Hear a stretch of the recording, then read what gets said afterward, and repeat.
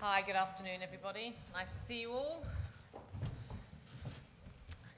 I don't actually think I need to introduce anybody on this panel, so I will hand over to the President of the IOC, Mr. Thomas Bach.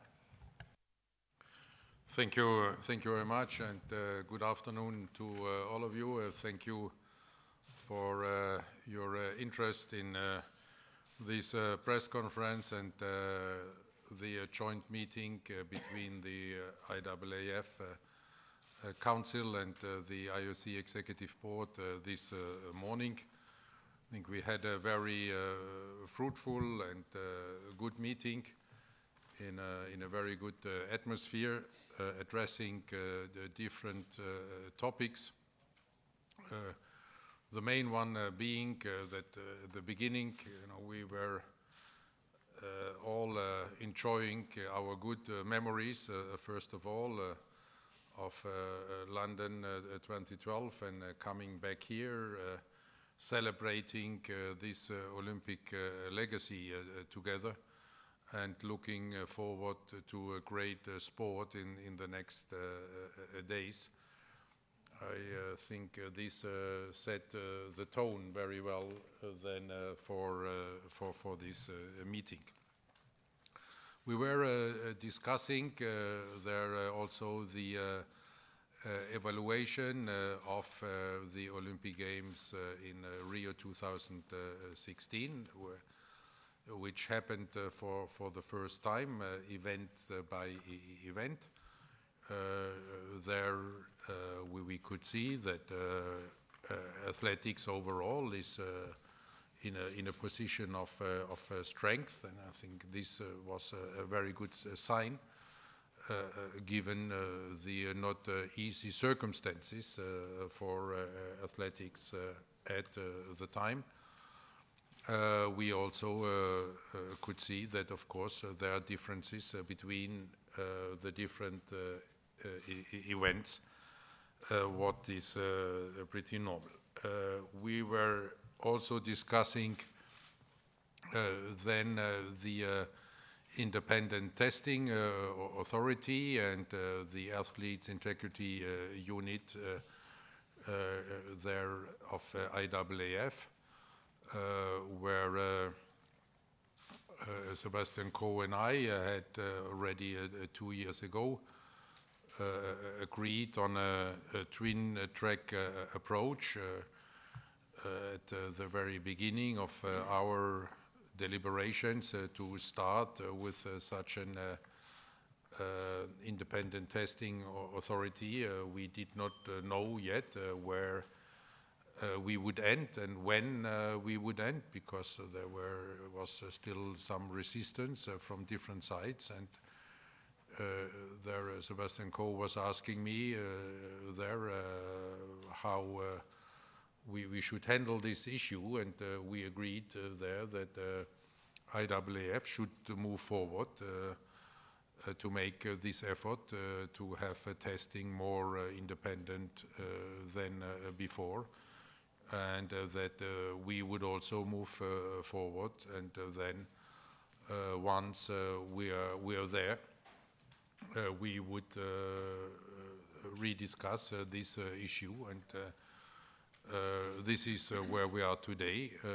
So we are about to have this independent testing authority in the near future, as it looks like, and then we will cooperate with the athletes integrity unit, and then we will see how things are evolving.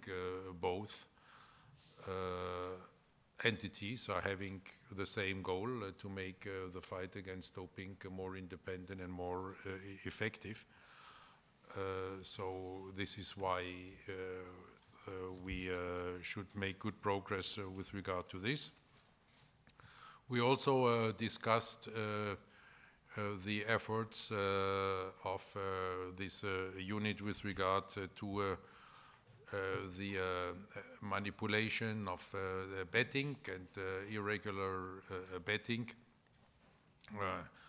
and there we agreed on a very close cooperation, because there the IOC has, together with other international federations, already undertaken many efforts and has a system in place which is ranging from prevention and awareness measures together with Interpol, with whom we are organizing workshops all around the globe, a close cooperation with the UN Agency Against Organized Crime, because this is the real danger behind this manipulation and the related corruption. We had this forum on sports integrity together with the Council of Europe, together with the lotteries and betting companies, together with UN, together with Interpol, together with Europol and many other agencies involved. So there we were sharing the opinion that it would make no sense there to work in a parallel way, and there to do double work. So there we can expect a very close cooperation between these two entities. I think these are the major points, but maybe you have still to add one or the other. No, thank you, President. You've quite helpfully taken us right the way through the agenda, which doesn't actually need a great deal of amplification. I guess the one area that I was very pleased to be able to update Thomas and his executive board was on the journey of reform, because even yesterday we were putting the finishing touches to some of those amendments and proposals that really form now the basis of the confluence, in a way, of the 2017 and the 29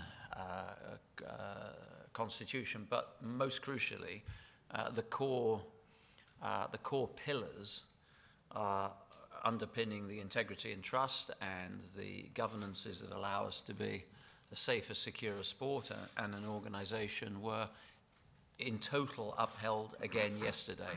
So that was good validation for the work that our reform teams have been doing. But of course, as the President mentioned, the centrepiece of those reforms, frankly, the underpinning reason for those reforms was the creation of the Athlete Integrity Unit.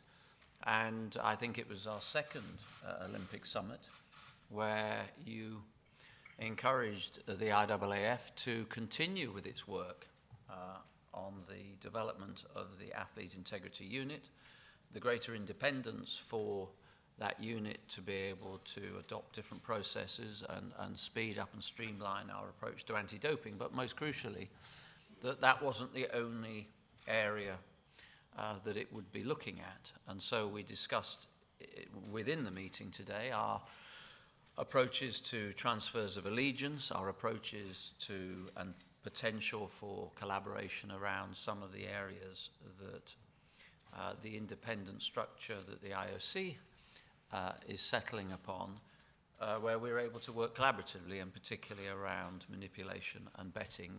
And I think both organisations recognise there are pockets of best practice. None of us are the unique owners of that best practice, and shared and collaborative work in this area is a much better way to process. I also, just being parochial for a moment and focusing on the fact that we are here on the day that the World Championship starts, it was my great pleasure to be able to not only thank my council colleagues, who I did on a couple of occasions already, for their trust in giving London the opportunity to do this, but also many of your colleagues, Thomas, around the table, who entrusted London to stage the Games in 2005, because the great crossroads in British sporting history was effectively 2005, and our ability to then have created the Olympic Park, the venues, and all the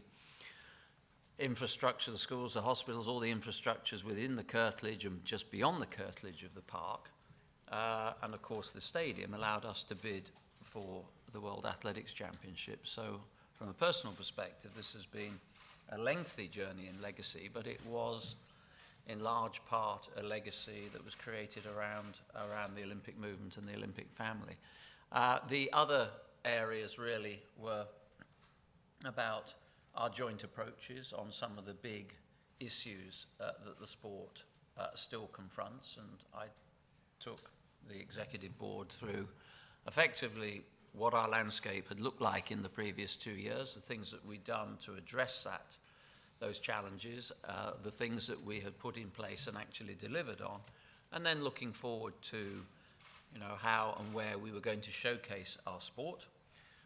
The decision around 24 and 28 was also discussed, and we were able to reassure the IOC that we wanted our sport to be in pole position in both those cities, and we would do everything we could to make those a successful games, and also our opportunity to showcase all that is very best in our sport. So I think that's probably a synthesis and a good capture of this morning, but thank you for being here, and we're all very excited that in about 5 hours' time, the real reason we're here kicks off. The show begins. Usual format, please. If you could wait for a microphone, stick your hand up, and please tell us where you are from and also your name. Thank you. Thanks. Hi, this is Eddie Pells from AP. I just wanted to ask you, I mean, there's obviously been a little bit different effort in the way that the two organizations have handled the Russian doping situation. Russia's not officially here at this meet. Russia has not been officially banned from the Olympics. How do you guys view that? Did you discuss it today at all? And where do you see that going from each organization? Oh, it was discussed. It was raised by a member of the IAAF Council, and there it was very clear, that as we have always said, different issues require different approaches, and there the complex situation Seb was alluding to before comes from the fact that IAAF is in fact the only international federation or the only international sports organization which is due to facts related to the former leadership of IAAF, implicated in the report of Professor McLaren, as is the former national federation of athletics in Russia. This is the difference to all other international federations, because when from the report and when being asked, Professor McLaren made it always very clear that there is no other, neither national federation nor international federation, about which he would have similar information of such a collusive cooperation with regard to the fight against doping. And there, in this respect, IAAF was in a special situation and addressed it then with special measures. It was a courageous decision there at the time, and it is a courageous decision to follow it through. And the IOC, as you know, accepted and supported these measures from the very beginning. It was another Olympic summit where we made this clear, and where we also made the difference clear, because different circumstances require different measures. Yes, I think that in essence captures exactly the journey. What I was able to do during the EB meetings this morning was really just to start talking a little bit about the process that we had been in, we started, and where I currently felt the status on the way back to reinstatement was. And I expressed, as I did yesterday, I guess my comfort that the new Federation President from RUSAF was prepared to acknowledge the turbulence that they had had to deal with and the way that they were gripping that return. We are in a process, and it's very clear to me. We have the independent task force. I think that the progress that is being made is in large part because of the work of that task force and the decision that we took. But, you know, an international federation can only respond to the circumstances that it confronts. You know, you can't benchmark your responses against what other federations may be doing, because that you're not comparing like with like. And as the President said, we had some particular challenges to confront. This was the roadmap that we thought was the best roadmap for normalizing that situation. The progress is, you know, sometimes it's slightly quicker than on other occasions. There are still some mile marks to meet, but we are making progress, and the Congress endorsed the decision of the Council based on the recommendations of the task force to continue with that process, and we will. And, you know, the object is to make sure that when those athletes do return to international competition, and we have some here in a neutral status because we have systems and comforts in place that allow us to do that, but that when they do return under normal circumstances representative of their nation, then they do so in a way that's not remotely jeopardizing the ambitions of clean athletes wherever they happen to be. So it's, you know, it is where we are. But I also think there was an important decision that was made at the time, and probably two guiding principles. One is that we've always done everything we could to separate the clean athletes from a tainted system. And secondly, as the President said, that we were supported through the decision that the IOC took to allow federations to take an individual approach to that, which underpinned the primacy of the International Federation to consider and determine its own eligibility, that the National Olympic Committees, of course, select, and that it is, if it's an Olympic Games, the IOC is the organising authority. And I think that was an important reaffirmation, in a way, of the pyramid of role and responsibility. Thank you. Franco, down here, and then Matt will go over to you. Thank you. Franco Fava from Corriere dello Sport, Rome.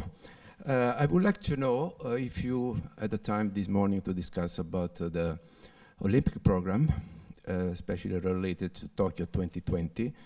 As we know, we will have 5 new sports, several new events, and athletics probably will have the new event 4x4, but at the same time, athletics has got had to cut a little bit the total number of athletes. What is the position? And thanks to inform us if you had the time to discuss about this issue this morning. Thank you. Well, thank you for this question. This was, in fact, broadly discussed and raised. There were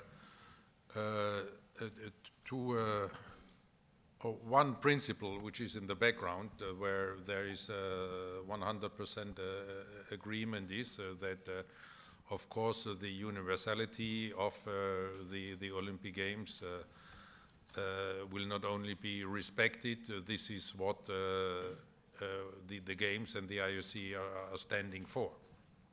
With regard then to the program and then the scheduling, there we agreed to put this then into on the working level because with regard to the mixed relay in particular, we will have to see how this can be best adjusted in the interest of the athletes during then the athletics week in Tokyo 2020. But at the same time, we could also take the opportunity to express our appreciation for the reforms that are being undertaken by IAAF, also with regard to the presentation of their sport, with the aim, as Sepp was saying before, that also in Tokyo, but in then 24 and in 28, athletics keeps going strong as it is now. Okay, thank you. Matt at the back, Alice at the back. I'll come over the side, yeah. Yeah, Matt Slater from the Press Association. Two questions for Thomas Bach. Hi. I just would like to have your reaction to the comments from Dmitry Shalaktin yesterday, where he did appear to apologise to all those athletes who've had medals snatched from them. Is that the kind of thing you want to hear from Russia? Is that the kind of thing that should satisfy WADA and should ensure that Russia goes to the Winter Olympics? And then my second question is related to the AIU and ITA. You'd clearly like the Athletics Integrity Unit to work more closely with the ITA. I understand they have no intention of doing that. Neither does tennis, rugby or football. How disappointing is that? With regard to the first question, I cannot speak for WADA and what WADA is expecting, and there I can only refer to the words of Sebastian Coe, because it's I haven't heard this speech, and anyway it's an IAAF issue and related to the specific issues in IAAF, so you cannot compare this. As far as the IOC there is concerned, our two commissions are working on this issue, in particular with regard to the Sochi and what this means then for the Olympic Winter Games in Pyeongchang. The second question is we are they're now building up this independent testing agency, and it will be open to international federations. There is quite a number of federations who have already indicated their intention to join this ITA. I can also imagine that others want to wait and see, that they say we have a functioning system and we want to follow up on this. So there can be a certain transition period. The IOC also in this respect cannot impose anything. This agency will make an offer for what we think a more efficient and a more independent anti-doping fight. And we will try to lead by example then in Pyeongchang with the Winter Games, because there we will not only have the sanctioning system independent from the IOC as we had it already in Rio, but we will also have the testing and the results management system independent from the IOC, so to even avoid the perception of any kind of conflict of interests. And we think, and we are confident, and we are self-confident enough to say that this should be an attractive offer then to as many international federations as possible. Okay, thank you. Charlie, and then we'll come straight down the back. Thank you. Yes, and then you, Nick. Charlie?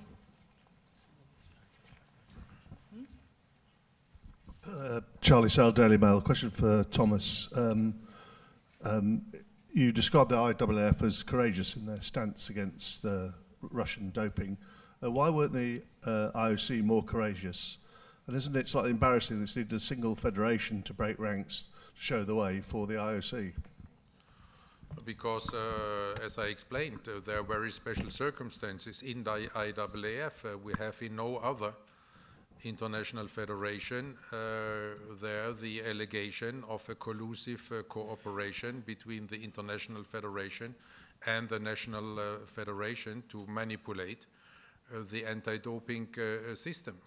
This is very special for IAAF and only in IAAF, and this is why the other international federations took different measures and had to take different measures because of different circumstances, and this is why the IOC had to take different measures while respecting each other's decisions. Okay, thank you. Behind Nick, gentleman, and then Nick. No, behind Nick, the gentleman. Yeah, and then Nick. Right, my name is Bambo Akoni. I'm from Making of Champions in Nigeria. First question for Lord Coe. A follow-up from my question on Monday regarding what the newly set up Youth Council is going to do for athletes in Africa. And you mentioned that there are going to be more regional competitions for youth athletes. But my follow-up question is regarding athletes in Africa in particular that are very vulnerable to being taken out of their country to other countries. Is there anything specific that is going to be done for those athletes? Particularly when you look at, in a lot of those countries, athletes come from very poor backgrounds, uneducated, and they often leave athletics that way. So in that sense, does athletics have any responsibility in these regions to help athletes at least get an education, for example? And then with regards to the transfer of allegiances, if an athlete leaves a country before he has represented that nation, then technically speaking, it's not a transfer of allegiance. So that's also a problem. And then my second question is for both Lord Coe and President Bach. And it's, when you look at historical cases of sexual abuse and sexual harassment in football in England, and I think there's been one case in UK athletics recently as well, what are the two bodies globally doing to, what measures do you have in place to guard against sexual abuse, sexual harassment in the respective sports that you have governance over? For the IAAF, is it the Youth Council? Is it the Athletics Integrity Unit? Who is responsible for looking at these issues that are not really discussed? And do victims or people who have complaints, do they have any effective recourse that they can go to lodge, any complaints that they have? Okay. Who would like to take a first pass at this? Sorry, it was a very, very long set of questions. So I hope I'm able to capture. Yeah. I think the first point you were looking at was our ability and whether we have a responsibility for education programs and for supporting the wider ambitions of young athletes. The answer is yes, and we do that. And we do it in any number of ways. But our primary function is to allow member federations to deliver national programs, coaching structures, and all the other things that make our sport what it is. But I think we recognize, certainly through the creation of the Youth Council, which the Council agreed to look at as an entity that's come out of the Youth Engagement Social Media Commission, but a very specific council that can allow us to tap into the instincts, the choices, the thinking, the changing landscape that young people are living in, and the landscape that our sport has to navigate to properly engage with them. So that is something we do take seriously, and actually we have just in the last few months reviewed many of our education programs and looked at their effectiveness to do what they think we are doing. Transfer of allegiance is another area we discussed this morning, and an agreed area of cooperation if that is possible. We suspended transfers of allegiance or further applications of transfers of allegiance from February the 6th. There were some that were going through the system and they had to be processed. But we start off from a very basic principle in a complicated, globalized world, but however, that there is a proposition that if an athlete starts competing in a country, that there has to be very good reason why they cease to compete for that country and compete for another country. Now, there may be some really strong extenuating circumstances, and we're a council that will be sensitive to political, cultural sensitivities and realities. But having said that, you know, we have witnessed in the last few years the changing shape of our sport, which at its best is a championship-based sport and based on the best athletes competing against each other with national identity. And I can't really have a situation where I've got federation presidents reporting to me that most mornings they're waking up to emails with names on of athletes that are looking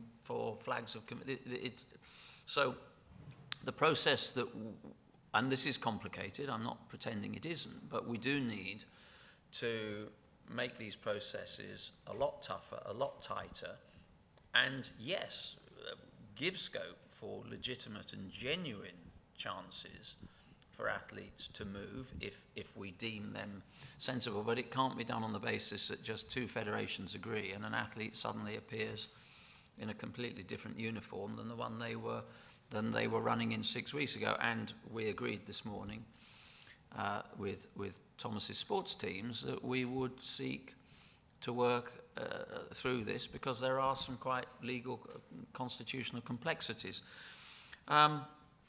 The other area that I think is important for us, and we did create the International Relations Commission, which is again a new commission. And that commission is looking specifically at the types of relationships that our sport needs to develop beyond our sport, whether it's the non-governmental organizations, the third sector, that will allow us to being open about it, tap into maybe sources of funding that we haven't been successfully accessing, and certainly organizations that can amplify the work, amplify and build on and help us in the work that we're doing out in the field in the sorts of development programs that you're talking about. I'm hoping that sort of covers I think pretty much, the question. Okay, Nick. Yanni, Nick? Maybe there was the question about sexual harassment and abuse. There, the IOC has already approved quite some time ago guidelines against sexual harassment and abuse, which can serve all international federations and national Olympic committees as a guide for prevention. And when it comes to our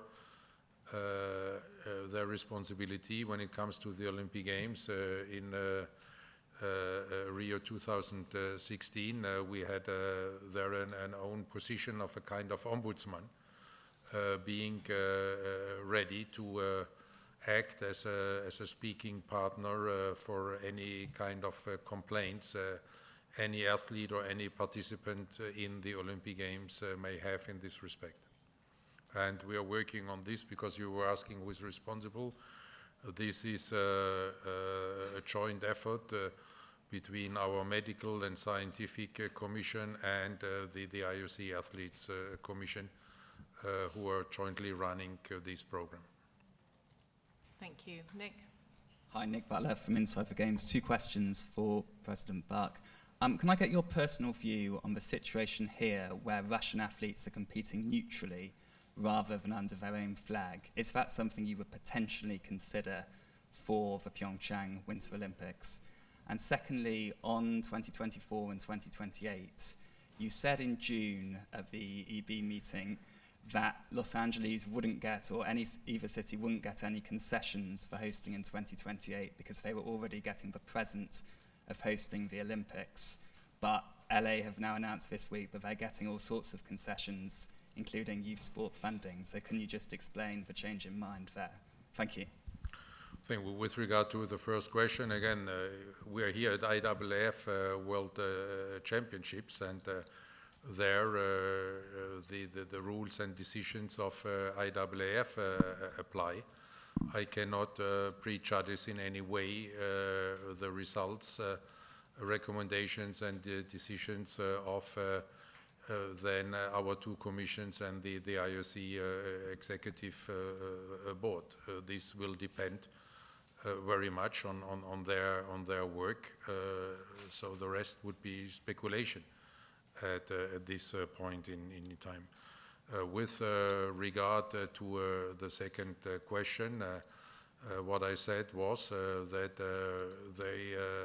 the question was whether LA will get a present there for being a candidate. I said no, there will be no presents because getting the games without a vote is already a present. And I said at the same time, but that there may be adaptations to the host city contract, given then the long-term commitment of both sides. And this is exactly what happened, that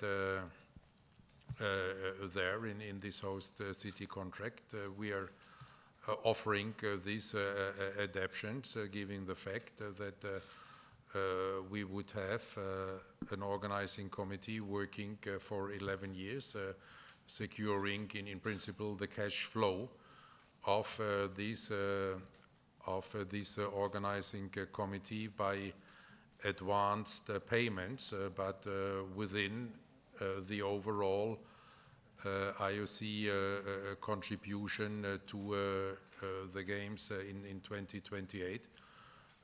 Which does not exceed the increase. The increase we have had from 16 to 2020, from 2020 to 24, and then the next one to 28. Thank you. Sean at the back. We've only got a couple more questions because there are meetings we have to go to. Question for Thomas Bach. Would you personally like to see Russia at the Winter Olympics, and when do you think a final decision will be reached on that?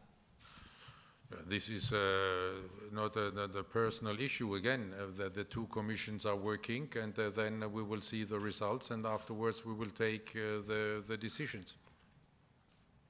I cannot speculate on the outcome of this. I hope that it's happening soon, so that then you may have to consider to ask different questions after that we have clarity finally. But at this moment, it's too early. Okay, so gentlemen at the back, then Alex. Yes, then you, and then we'll go to Duncan. That's it. Thank you. And that's Simon Ward from SportCal. To Thomas Bach, can I ask, given that the profile for athletics at Rio was maybe not as high as it's been at previous Olympic Games, do you see these World Championships in London as an opportunity to kind of revive athletics as an Olympic sport in the run-up to Tokyo?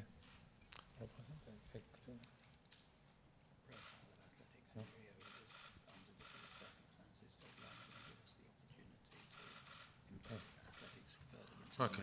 So thank you. Sorry, I could not hear very well. Sorry.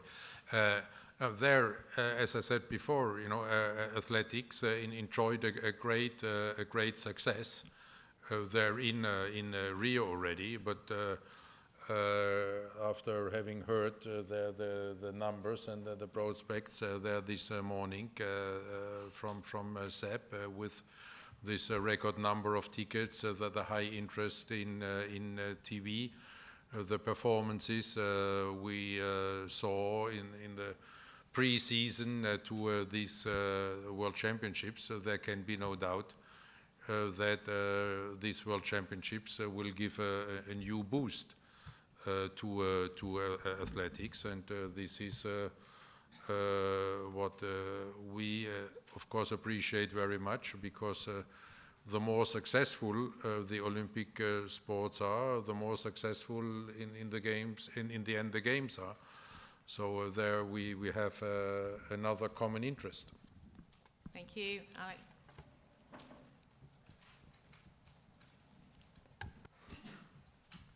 Question for Thomas Bach. It's Alex Capstick, BBC. It seems odd that the head of one of the Olympics' biggest sports, most important sports, athletics, is not a member of the IOC, and Sebastian Coe's name wasn't on the recent list of nominations. Can you explain why that is? There, you know that following the reforms in the IOC, we have to follow our regulations with regard to the recruitment of new members, and there before this procedure started, Seb and I had a conversation, and we came to the conclusion that now this may not be the right time. In particular, because Seb there was also the opinion that he would like to concentrate now still for a certain period of time to the reforms and the implementation of the wide-ranging reforms within IAAF. Yes, that's a very good interpretation of the conversation. I was very clear, as I was to the Congress yesterday, that we're halfway through a 4-year process of change. That change has to be embedded. It has to be of practical application, and there is a mountain of stuff still to do. And my focus is at this moment entirely on making sure that all those things that we have in train continue in that direction. I am now, of course, representing the sport on the ASWAF board, and it is on that board that many of the decisions that actually directly affect our sport are made. So I think that's a very good position to be in. And of course, I sit on the Coordination Commission for Tokyo, so I'll be keeping an eagle eye on our sport and its place in that great city. And there also on the Olympic Summit, and that to make it clear, I don't know whether I expressed myself 100% clear. There was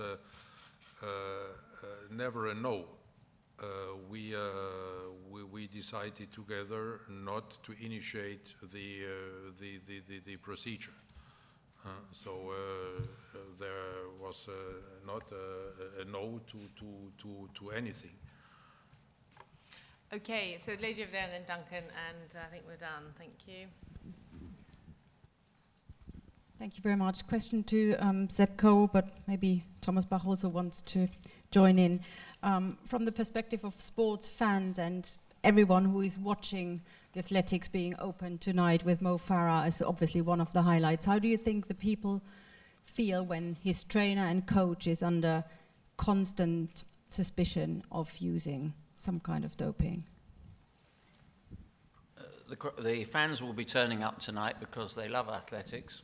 They in large part still believe that what they're watching is done with integrity, and the vast majority of athletes that will be in that stadium are clean athletes, and this is a championship that will celebrate the very best. And I think we have to be very careful to conclude that our fan base is anything other than having a very healthy appetite for our sport and wanting to support some of the most God-given talents that are in that sport. Thank you. Sorry, Karen, that was supposed to be your question. Go for it. Karen Rosen with Around the Rings for Thomas Bach. Was there any discussion from CK Wu about what's happening, the activities of the Boxing Federation? No, we were here with IAAF, so no real reason to speak about this. But, we are looking at this obvious internal power fight within AIBA. We have been advised that there are legal procedures going on back and forth there within AIBA and against the former Director General. Therefore, this question is now in the hands of the courts. Okay, thanks. Duncan, last question. Thanks. President Buck, Duncan Mackay from Inside the Games. We're approaching the first anniversary of the opening ceremony of Rio 2016. There continues to be problems in Rio with corruption, including members of your own executive board. There's record crime levels. Stadiums are not being used. How would you sum up the legacy of Rio 2016 a year on? How long time do you have?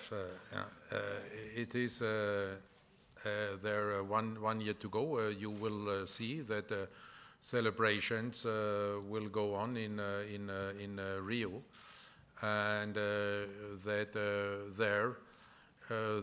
the positive sides and the challenges will come to light.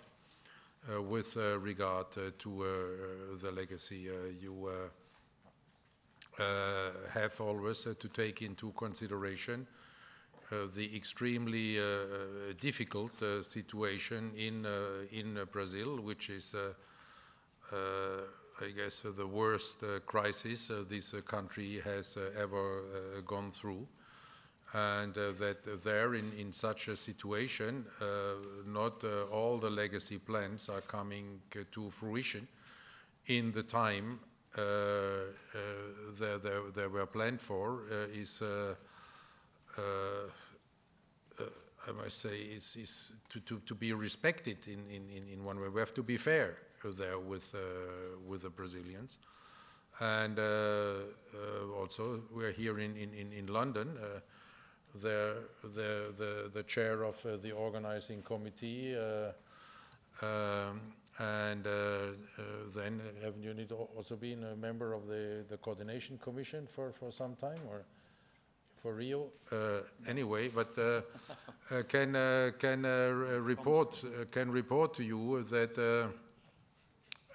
after the games here in London, the park was closed for more than a year to do the refurbishment and to make the adaptations. And this opportunity you also have to give to Rio 2016, and then, given the very difficult circumstances, then for reasons of fairness, to give them an extension of this time, because there may be, in this emergency situation in this country, other priorities at this moment in time. Okay, thank you. We are around for the next 10 days. Apologies we can't answer every question, but do let us know if we can help, and look forward to seeing you at the opening night. Yay!